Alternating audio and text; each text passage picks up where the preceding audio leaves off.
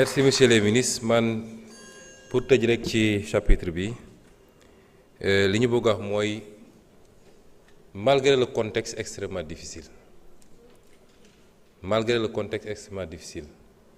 nous avons fait l'option d'orienter le maximum de dépenses vers le social, def beaucoup de renonciations pour mun a soulager les Sénégalais. Le plan de redressement économique, les études qui ont été faites dafa démontrer ni effort bi ñuy laaj Sénégalais yi li plan de redressement économique investissement yi ñu ciy def li muy jur moo ëpp njëriñ foofu en termes de retombées économiques et sociales ba ci en termes d'impact sur la réduction de la pauvreté. Rien que sur 2026, les effets calculés, c'est à peu près 150 000 Sénégalais qu'on sortirait de l'extrême pauvreté. Am na ko wax léegi nag ne on peut faire dire tout aux chiffres et pourtant 5 secondes plus tard il nous demande des chiffres sur les déguerpissements. Comme on peut faire tout dire aux chiffres, il ne faut pas demander de chiffres. Kon les mesures yi ñuy jël soo seetee le PRES li ñu orienté ci mesures sociales, le nombre de structures sanitaires qu'on doit construire à partir du PRES, le nombre de structures scolaires yi ñu war a construire, les efforts consentis pour la réduction parce que nee nañ dund gi dafa cher mais ñun bi ñu fi toogee léegi prix ceeb yokkuwul, prix diwlin yokkuwul, prix suukar yokkuwul te def nañu des baisses bi ñu fi toogee léegi et malgré la conjoncture te dina amaat yeneen baisse incha allah. Kon loolu li ma bëgg a wax Sénégalais yi mooy jafe-jafe am na ci lu ñu donn waaye terewuñu saa su ne suñu première préoccupation bu ñu xëyee mooy naka la ñuy def ba malgré tout ñu gën a yombalal Sénégalais mbir yi. Waaye nag aw askan goo gis tey mu nekk dans l'aisance bëgg naa kenn ku nekk si yéen de temps en temps guddi balaa muy tudd rek na dugg YouTube mu tàppe Chine révolution chinoise wala mu tàppe Singapour wala mu tàppe Malaisie wala fu mu munti tàppe rek mu déglu mu xool le changement structurel des sociétés du lu yomb. Bi may nekk opposition je disais il faut qu'il y ait une génération avec une masse critique qui accepte de se sacrifier pour ëllëgu réew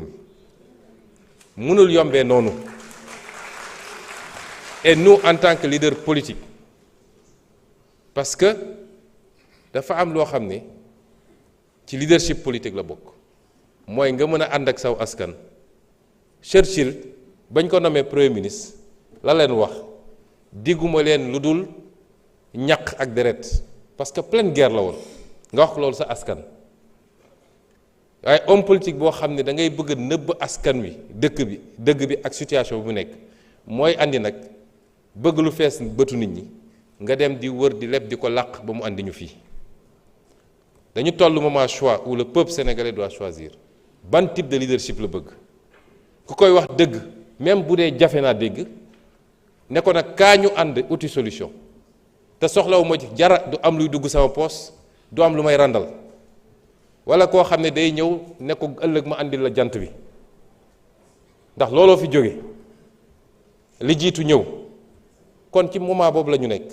te dafa interpeller conscience chacun d'entre nous à commencer par la jeunesse, la diaspora, les élites intellectuelles. Le pays est en train de changer waaye changement structurel du lu ñuy décréter lu ñuy liggéey la, c'est un construit. Et pour lu jëm ci te dafa ànd ak na question bi ñu posé ci année scolaire beeg yeneen yi parce que tamit moi j'ai été syndicaliste munoo ne man sama yoon newul ci lan la état bi mën ak lu mu mënut man sama bopp rek laa gis ñu àndi la lu leer nañ ne la lii moo fi xew lii mooy situation te teewul ñu ngi def effort ndax conseil des ministres passé bii rek problème décisionnel teg nañ ci acte. C'est combien de milliards bu ñu consentir.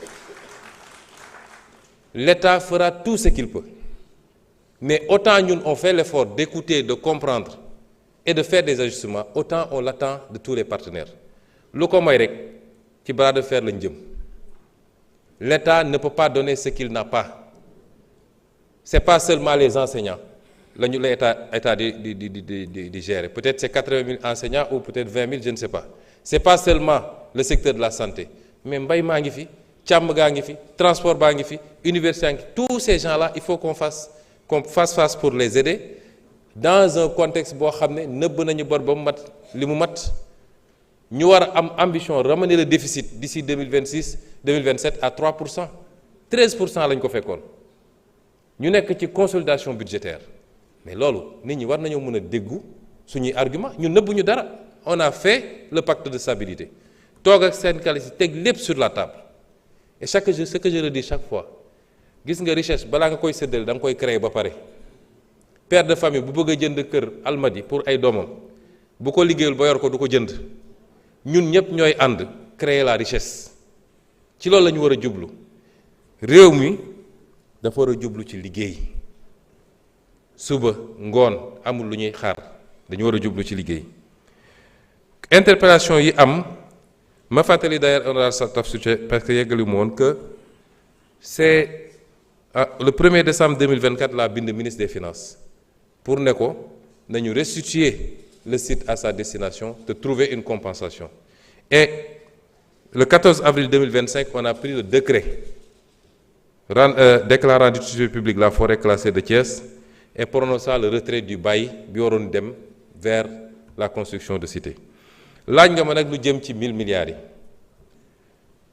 yi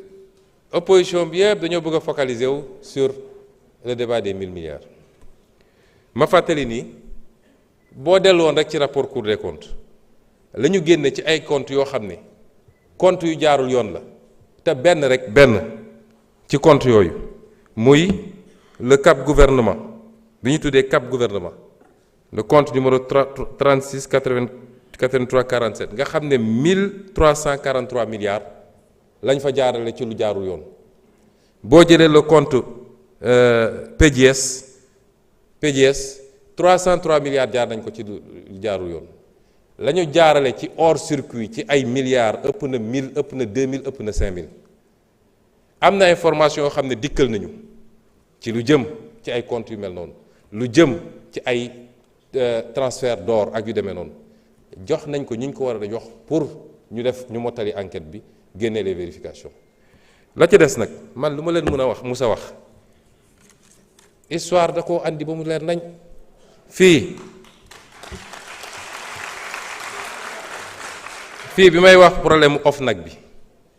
94 milliards yi lu nga dégg naa ko ci ba assemblée bi fii def commission d'enquête maa ngi woon campagne présidentielle ñu ne ma ñëwul uy si ma bañ fan la mujje rapport boobu mi ngi parquet financier fi mu ne nii ñu ngi koy convoqué ay nit bi may wax fii li jëm ci Petro-Tim ak bi may wax fii ci li jëm ci dette cachée bi ba ci sax rapport Prodac bi nga xam ne tey ñu ngi ciy convoqué ay nit te am na ci yeneen développement yu gën a intéressant xam naa dina am ñuy ñàkk nelaw et semaine prochaine samay avocat dinañ ci wax ak Sénégalais yi bu soobee yàlla ñu ngi leen di gërëm di leen sant